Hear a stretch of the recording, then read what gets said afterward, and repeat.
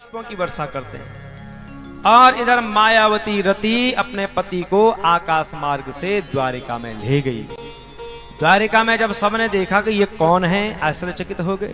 तो नारद जी ने सारा वृत्तांत बताया रुक्मिणी जी को। आपके पुत्र हैं प्रद्युम्न जी, ये आपकी पुत्र वधु है, आपकी बहू है। ये जब सुना कि बहू है तो आरती की थाली लेकर के आई, आरती उतार रही है बहू की, और कहती हैं कि हे बेटा, आज से तुम मेरे घर की लक्ष्मी बन करके रहना।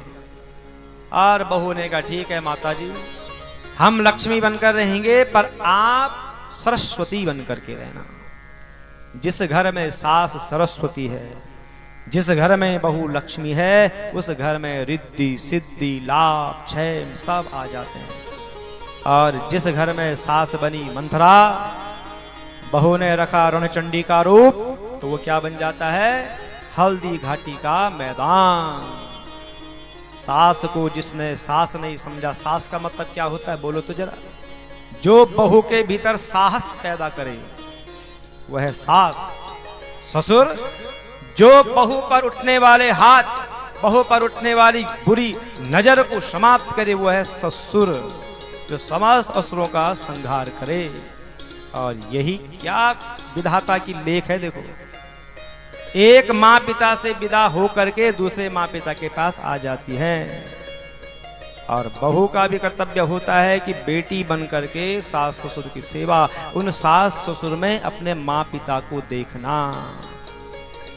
तो फिर देखो जीवन कितना आनंदमय जाता है। पर हम भूल जाते हैं ना, हम भूल जाते हैं कि हमने भी सास बनना है, ससुर बनना है। जब लकड़ी जलती है ना तो आगे से लेकर पीछे तक आती कि नहीं आती है, सीधे आगे से टप्पा नहीं मारती है। जो आज बहू है उसे कल सास बनना ही होगा। और हम जैसा व्यवहार अपने माँ पिता, अपने सास ससुर के साथ करेंगे, लिख करके ले लो, वही व्यवहार होगा। एक सास थी, बहू से कहा बेटा थोड़ा सिर में खुजली हो रही है, देखना तो जरा। बहू बहुत दुष्ट थी, बहू हाथ से नहीं पांव से देख रही है। और सास बेचारी को कुछ पता नहीं, सास को कुछ पता नहीं कि सास को तो आनंद आ रहा है। उसका यही था रोज का काम, हाथ से नहीं देखना सिर में, पांव से देखती थी। सास का देहांत हुआ, बहू के भी बच्चे बड़े हुए, बेटे का विवाह हुआ। आई बहू, बहुत अच्छे परिवार की थी बहू। बेटी के माँ पिता का सम्मान ससुराल से बनता है। बेटी अगर ससुराल में बहुत अच्छी है तो इसके माँ पिता कितने अच्छे हैं, क्या पुण्य किया होगा कि ऐसी बेटी इनको मिली है। और बेटी ने थोड़ा विकराल रूप दिखाया, अरे माँ भी ऐसी होगी इसकी, बाप भी ऐसा ही होगा इसका, दुष्ट कहीं का। तो गाली पड़ती है माँ पिता को। तो बहू आई, बहू बहुत अच्छी थी। फिर वही कर्म देखो, कर्मा आ रहा है आगे।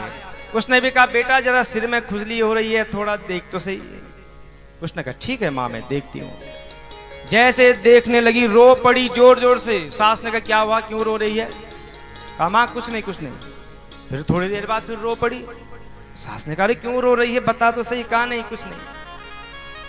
अंत में पूछा बता रही कि नहीं बता रही मुझे? कहा माँ जी क्षमा करना, मुझे बहुत बड़ा मुझसे पाप हो रहा है। कहा क्या हुआ?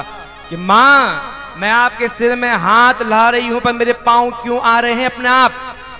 कहा क्या कहा? मेरे पांव आ रहे हैं माँ आपके सिर में बार बार। रो पड़ी सास, रो पड़ी बेटा ये तेरी गलती नहीं है, ये मेरा ही कर्म है, जो मैंने अपनी सास के साथ ऐसा कर्म किया था, आज मेरे साथ यही हो रहा है। कर्म लौट करके आता है, याद रखना, ये मत भूलना कि अजय कौन देख रहा है।